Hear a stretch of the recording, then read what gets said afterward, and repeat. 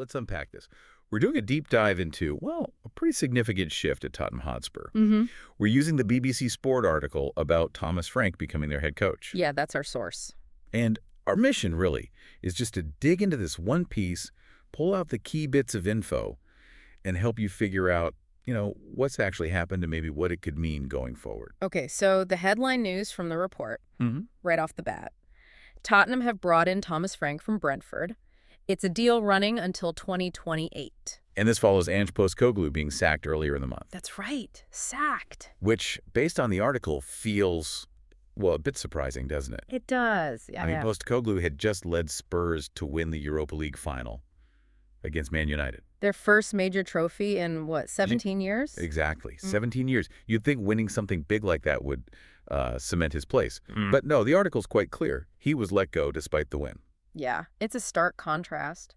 And the article then dives into Frank's background. Spent 7 years at Brentford, and it really highlights getting them promoted from the championship back in 2021. Makes the point that he was the first Brentford manager in 86 years to get them into the top flight. Wow, 86 years.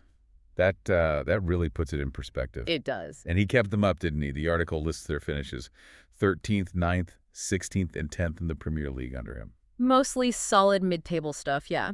But what's interesting, and the source points this out, is last season, Brentford finished 17th. Oh, right. Yeah, lost 22 of their 38 games. That put them 7 places and actually 18 points behind Spurs. Huh. So, bit of a dip last season then.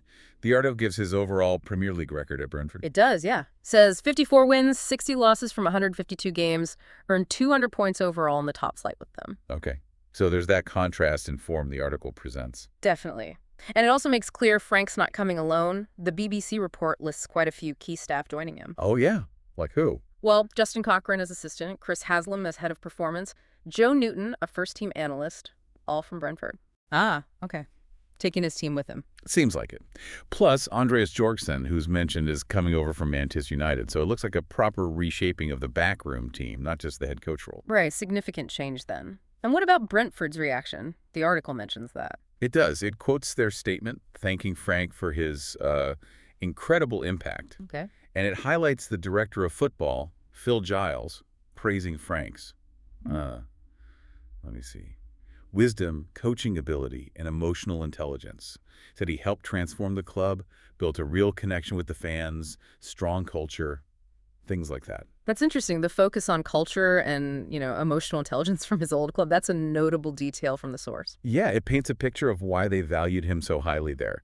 And switching perspectives slightly, the article brings up something quite fascinating. Go on. It mentions Spurs captain Christian Romero sending a message to Postecoglou after Frank's appointment. Oh. And Romero is quoted suggesting Postecoglou paved the way despite the many obstacles that always existed and always will exist. Obstacles that always existed and always will exist. Exactly. And the BBC report notes that some fans took that specific phrasing as maybe, possibly, a critique aimed at the owner, Daniel Levy. Right. So the article flags that interpretation. Yeah, we're just relaying how the source presented that comment and the reaction it noted. Understood. Okay, so this is where it gets really interesting, right? How Spurs might actually change under Frank. The article gets into his approach. It does, yeah. Focuses quite a bit on his use of data and some specific tactical patterns. Like what? Well, for one, he's quoted as not being a big fan of shots from outside the box. Really? Yeah, and the article backs it up with numbers. Last season, only 23% of Brentford's shots were from distance, apparently the lowest in the league. Spurs were at 28%. Okay, so fewer long shots. What else? The data comparison goes on. It shows Brentford attempted fewer crosses last season, too.